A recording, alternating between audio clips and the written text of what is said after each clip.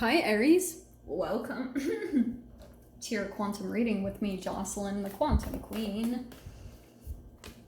For some reason, that was just a call-in. So, this is for Aries, Sun, Moon, or Rising. I've missed you guys.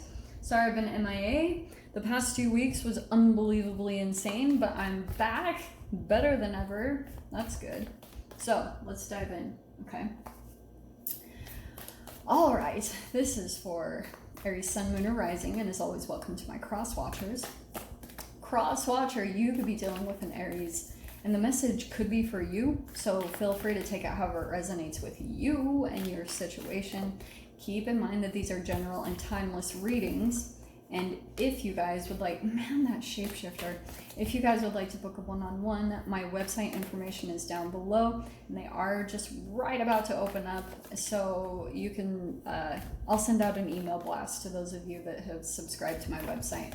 And as always, just wanted to say thank you for liking, subscribing, and thank you for all your good karma donations. All right, shall we begin? Okay, I feel like what's been happening for you guys is there's like possibly a particular person that you're in this mode. Wow. Okay, sheesh Louise. You've got the hunter. Look how crazy this is. Man, this shapeshifter. I kind of get the sense that, like, look at that. Shapeshifter and the hunter. There could be someone that's kind of like on the hunt for you. Okay. And I just see it. You see how it's like a tunnel? There's like someone who's got like eye on you, tunnel vision, but I mean that could be reflective, almost like you're doing that / someone's doing that to you. I don't know. But there's something about like this energy. Dude. Someone is feeling like in the desert by you, okay? You're not feeding this person or situation any longer, whatever this is. Because I think like you're trying to shape shift into your own kind of different reality. Like you're maybe working on going through a transformation yourself, however that applies to you. I feel like this might come up. Like look at it surfacing. Okay, to try to see if there's something left, maybe emotionally, in this connection, whatever it is, that might be coming up to the surface a little bit, okay? Things are not at all what they seem right now. Neptune is doing all sorts of crazy stuff, and so yeah, like shape-shifting big time in people. Things are not what they seem.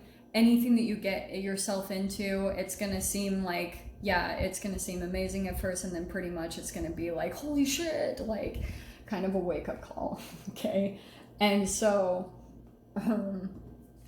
here's the positive thing with the hunter. Yeah, maybe you guys aren't directly on the hunt. I do get the sense though that you're kind of like on a mission.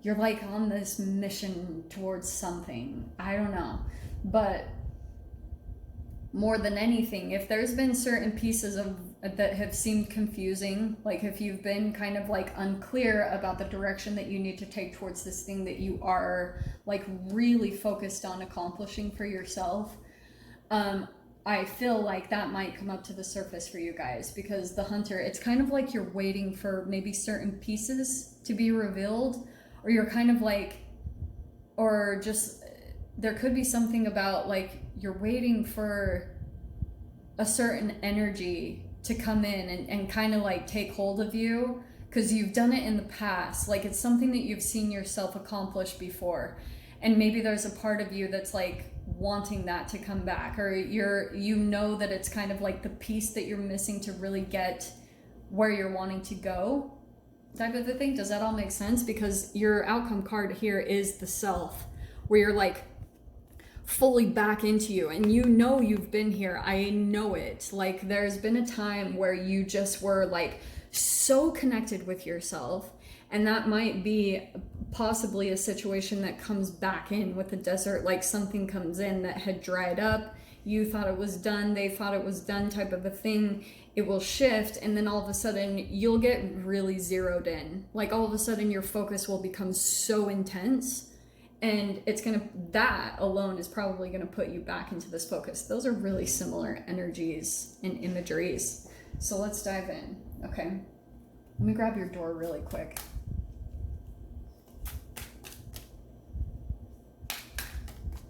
Nice, okay. Well, that is actually perfect because I hope I remember that. I think I will. Okay.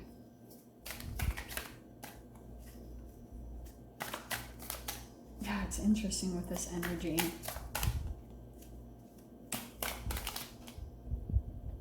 Okay.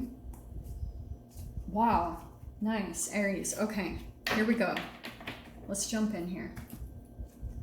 First card out, we have the Ace of Pentacles, opening a new door towards something. New job, new home, whatever this is.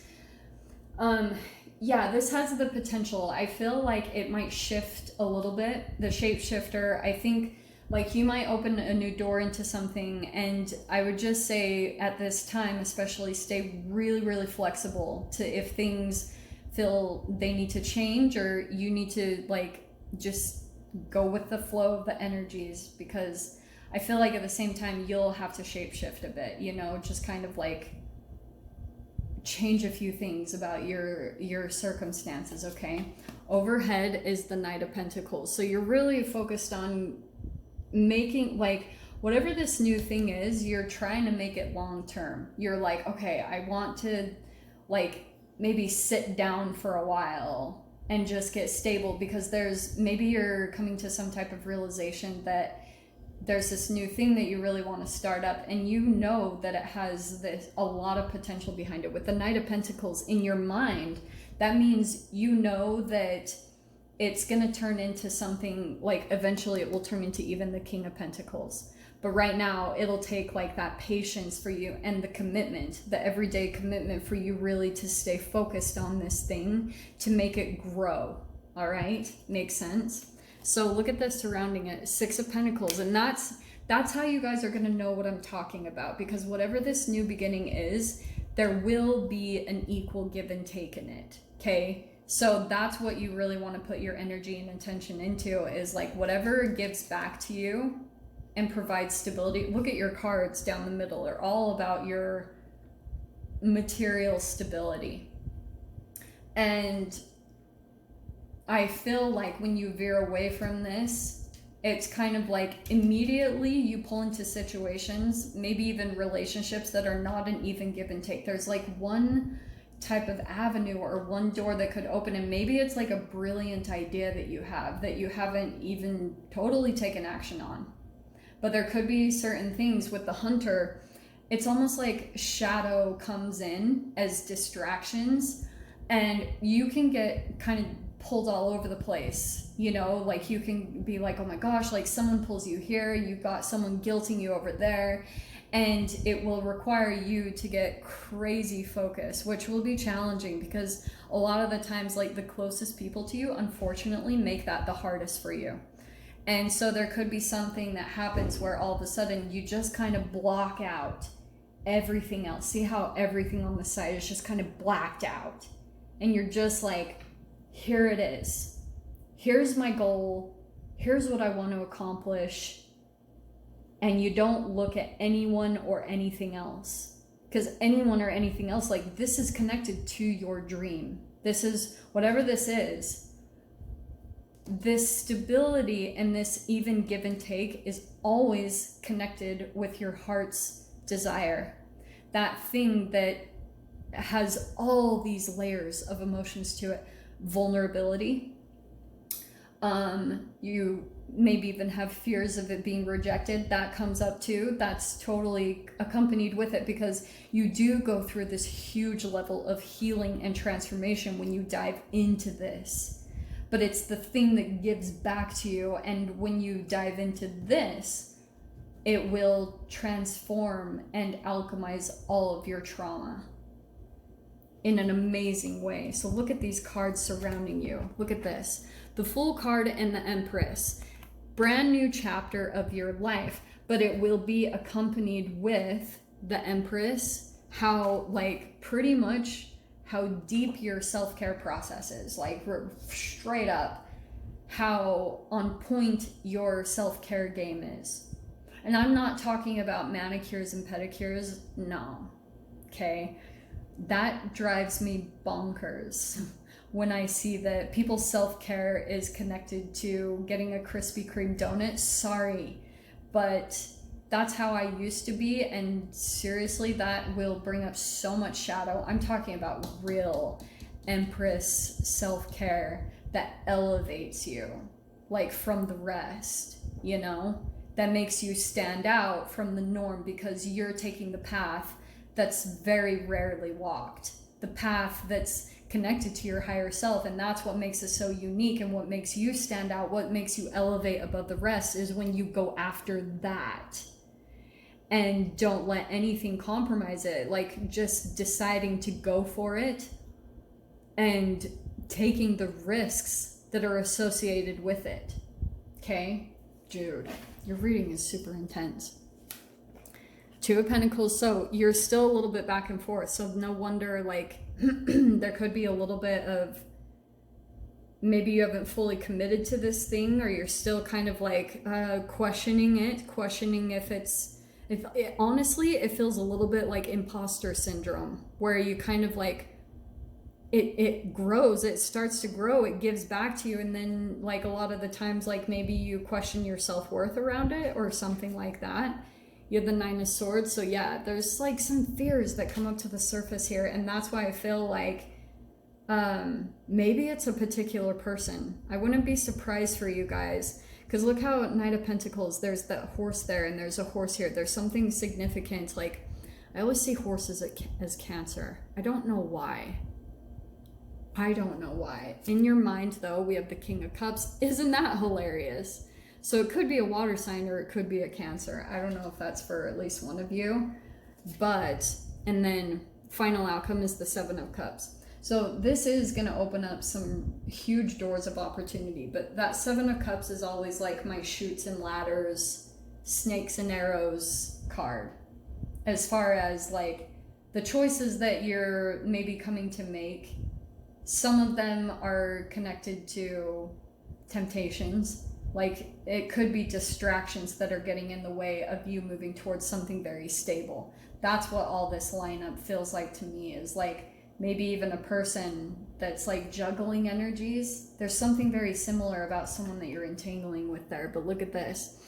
Sunset. This is what I do remember it, so thank goodness. So we have sunset coming in. Time here turns to release and unfurl. Old cords of pain fade as the sun's light burns. It's like something is setting in your life. There's a sunset coming in metaphorically, as far as like a chapter, because you've got the Fool, like a brand new chapter is starting up. So there could be completions of relationships, like disconnecting, pulling away from those. And that's what I'm wondering if the Desert card is pulling in, like you're gonna be pulling your emotions away and kind of going desert in a way, because you're pulling zero focus in, tunnel vision on this thing that's going to pull you into your full authentic self. So I'll dive into the extended. This is really intense. So if you guys want to join me over there, feel free. Go down below, click on the Vimeo link, and I'll see you over there. But Aries, if this is where we leave things, I'm sending you guys so much love, wishing you all the very best, and I'll see you in your next reading. Take care.